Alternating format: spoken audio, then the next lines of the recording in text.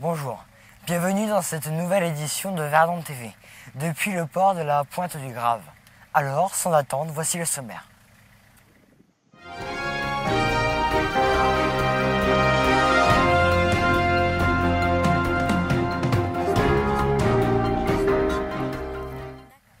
Sans eux, les petits et grands bateaux seraient perdus ou viendraient s'échouer sur les côtes.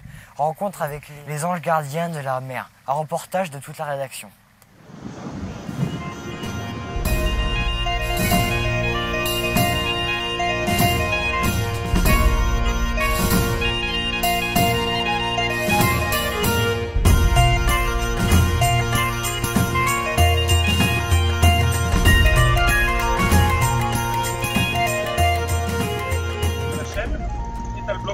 Le service des phares et balises est un organisme de l'État chargé de l'entretien des balises et des phares, qui guide les bateaux en mer. Nous avons rencontré ses responsables sur le Gascogne. Bonjour, alors donc je suis le capitaine du baliseur Gascogne, qui est un navire des phares et balises et qui s'occupe des bouées du chenal d'accès au port de Bordeaux. Voilà, donc on est un équipage de 12 personnes à bord. Et notre principal métier, c'est d'aller faire des visites de maintenance sur le mouillage des bouées. Alors là, derrière vous, là, il y a les chaînes et les blocs qui relient la bouée au fond de l'eau. Et nous, en fait, on s'occupe de vérifier que la chaîne n'est pas trop usée et de la changer s'il le faut. Direction le poste de commande pour comprendre comment on dirige ce bateau. À première vue, c'est un peu compliqué.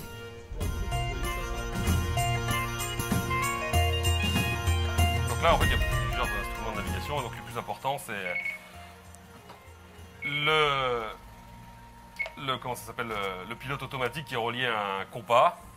Et donc du coup, à qui on donne un cap permanent à conserver. Le sondeur pour vérifier qu'il y a toujours de l'eau sous la quille.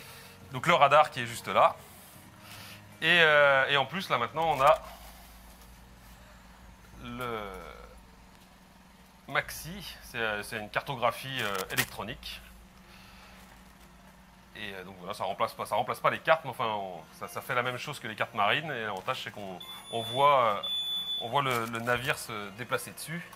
C'est beaucoup plus pratique que d'aller toujours chercher le point sur la carte. Mais les cartes marines, on continue à les utiliser, hein, évidemment.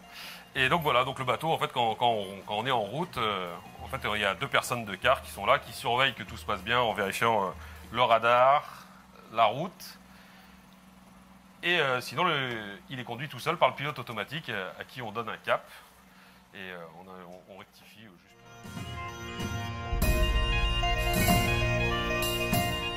Puisque l'on sait tout sur la navigation, voyons ce que donne la mécanique en faisant un tour dans la salle des machines. Pour ça, on appelle les mécaniciens des bouchons gras.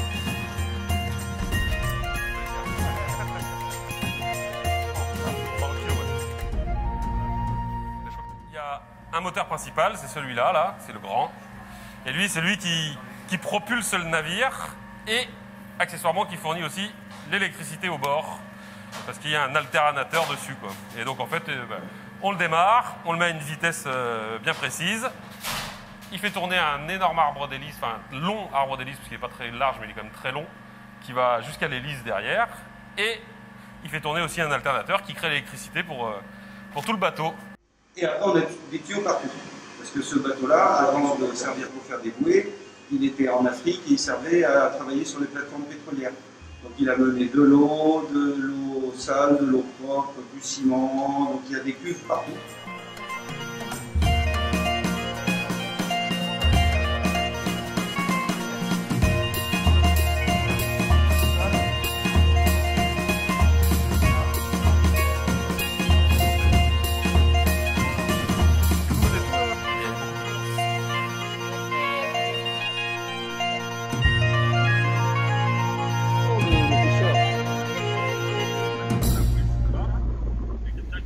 Avant de poser les balises en mer, il faut d'abord les entretenir et les réparer.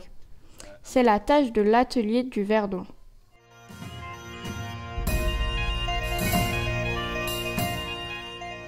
Donc la subdivision des phares et balises, c'est quoi? C'est tous les bâtiments que vous allez voir là, plus 2 navires. Alors il y a le gros navire que vous allez visiter par ailleurs, qui est un baliseur océanique, qui s'appelle le Gascogne.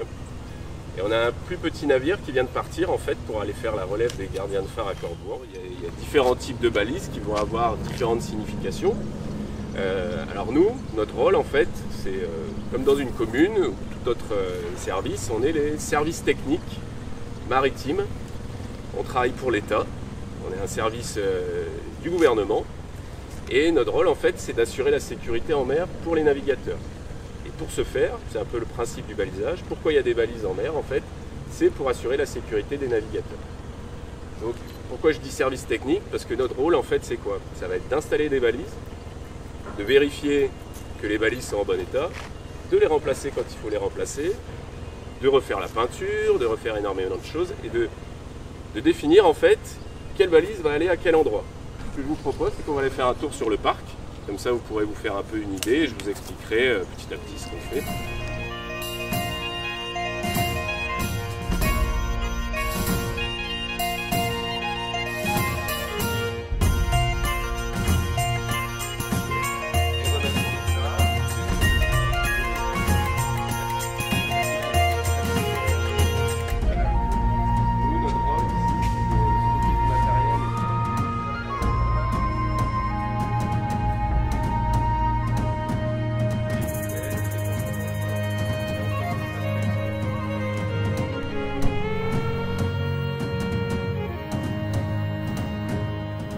Le service des phares et balises du Verdon a la charge d'une grande zone qui s'étend de La Rochelle à Bayonne.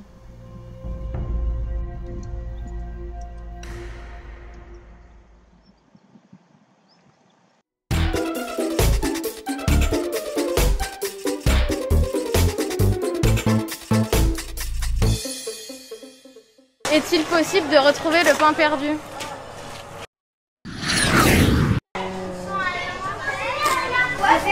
C'est quoi ce pain-là? C'est du pain perdu dans la cuisine, tu peux le retrouver. Oui, c'est possible, c'est très bon pain perdu, j'adore.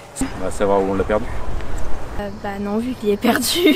Possible, hein. Bah oui, enfin genre... S'il est perdu, bah on peut le retrouver. Tu l'as perdu dans ta cuisine. À part s'il est vraiment bien perdu, mais sinon on peut le retrouver. Hein. Il doit être dans la casserole ou dans la poêle, non? Oui. Dans le lait. Non, d'abord il faut retrouver le vaccin pour être vacciné pour ceux qui ont le coronavirus.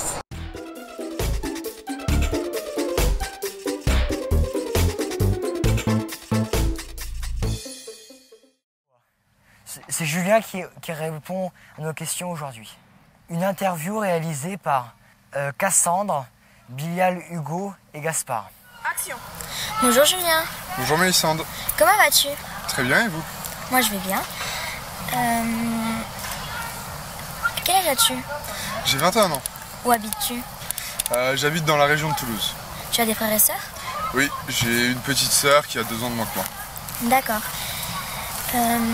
Tu fais des études? Oui, je suis actuellement en études d'informatique en première année. Pourquoi tu aimes l'informatique? Parce que l'avantage de l'informatique, c'est que on est totalement libre en fait. La seule limite, c'est notre imagination et la variété des différents codes permet vraiment de faire ce qu'on a envie de faire. Tu as des idées de ton métier plus tard? Oui, j'aimerais être développeur dans le monde du jeu vidéo, créer des jeux vidéo. Tu en as déjà créé un? Oui, j'ai un jeu actuellement que j'ai créé avec un ami du lycée en version papier. Il marche totalement et on attend d'avoir fini nos études pour le monter en version informatique. C'est quoi ton but en créant des jeux vidéo? Mon but, c'est que les gens, quand ils rentrent du taf ou quand ils rentrent des cours, puissent se détendre et rêver et prendre part en fait à leur propre monde imaginaire. Pourquoi tu es animateur? Pareil, toujours pour faire rêver, mais soucier les enfants. Et genre mes meilleurs souvenirs quand j'étais en vacances étant jeune, c'était les quelques centres que j'ai fait. Et je voulais en gros transmettre ça et que les enfants, quand ils partent en vacances, puissent profiter et revenir avec un grand sourire. Dis-nous 3 choses sur toi. 3 choses sur moi, j'adore l'informatique et tout ce qui fait réfléchir. J'aime beaucoup me poser des questions. J'aime beaucoup jouer. à tout ce qui est jeux vidéo. Genre c'est une vraie passion et j'adore tous les mondes imaginaires. Genre je suis un énorme fan d'Harry Potter et de tous les livres qui traitent un peu de science-fiction ou de magie. Et 3 choses que tu aimerais changer sur Terre? La première, déjà la pauvreté et la malnutrition dans pas mal de pays. Voilà, que tout le monde soit sur un pied d'égalité au moins à ce niveau-là, qu'on puisse tous partir avec des bonnes bases et voir pour que chacun puisse aller le plus haut possible avec les mêmes bases. Ensuite, la bêtise humaine, que les hommes commencent un peu à regarder autour d'eux, à réfléchir avec ce qu'il y a autour d'eux et à plus être juste renfermés sur eux-mêmes. Et le dernier, que tout ce qui tourne autour de la conquête spatiale monte un peu en niveau et qu'on puisse voir d'ici 10-20 ans tout ce qu'il y a en fait après les étoiles et des nouveaux mondes. Donc tu aimerais que l'homme évolue plus vite? C'est ça. Et quel est ton grand rêve? Mon plus grand rêve serait justement de pouvoir visiter une planète comme la Terre, quoi, qui soit vivable et qui soit aussi belle que la Terre. D'accord. Merci Julien. Et merci à vous.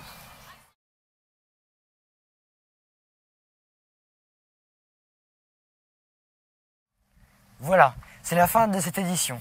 Merci de nous avoir suivis.